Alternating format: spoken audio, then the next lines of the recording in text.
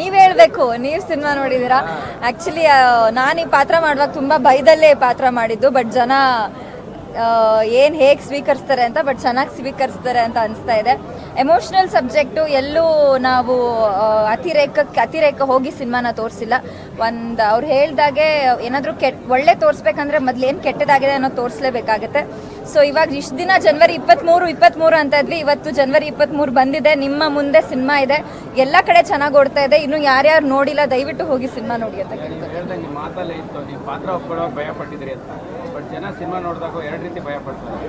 ಒಂದು ನಿಮ್ಮ ಥರ ಪ್ರೀತಿಸೋರು ಬೇಕು ಅಂತ ಭಯ ಇಷ್ಟಪಡ್ತಾರೆ, ಇನ್ನೊಂದು ಈ ಥರ ಬೇಡ ಅಂತಲೂ ಕೂಡ ಭಯ ಪಡ್ತಾರೆ. ಅಲ್ಲ, ನಿಮ್ಗೆ ಅದು ಅನ್ಸಿದೆ ಅಂದ್ರೆ ನಾನು ಪಾತ್ರಕ್ಕೆ ಒಳ್ಳೆ ಜಸ್ಟಿಸ್ ಮಾಡಿದ್ದೀನಿ, ನೀಟಾಗಿ ಅಭಿನಯ ಮಾಡಿದ್ದೀನಿ ಅಂತ ನನ್ಗನ್ಸುತ್ತೆ. ಸೊ ಅಷ್ಟೇ ಹೇಳಕ್ಕೆ.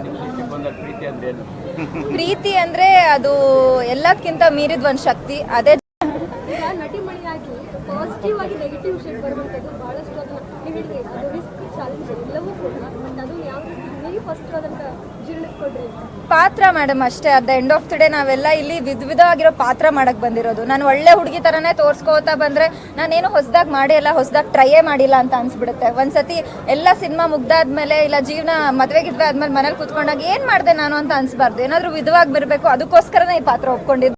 ಮೋಸ್ಟ್ಲಿ ಇಂಟರ್ವೆಲ್ಗಿಂತ ಮುಂಚೆ ಜನಕ್ಕೆ ಒಂದು ಶಾಕ್ ಕೊಟ್ಟೆ. ಅದಾದ್ಮೇಲಿಂದ ಜಯದ್ ಅವರು ಥಿಯೇಟ್ರನ್ನ ಧೂಳೆಬ್ಸ್ಬಿಟ್ರು. ಸೊ ಹಾಗೆ ಸಿನಿಮಾ ಕ್ಯಾರಿ ಆಗೋಗುತ್ತೆ. ನಿಮಗೆ ನಾನು ಮುದ್ದಾಗೂ ಚೆನ್ನಾಗಿ ಅನ್ಸಿದ್ದೀನಿ, ಬೋಲ್ಡಾಗೂ ಚೆನ್ನಾಗಿ ಅನ್ಸಿದ್ದೀನಿ ಅನ್ನೋ ಖುಷಿನೇ ನನಗೆ ತುಂಬ ಇದೆ.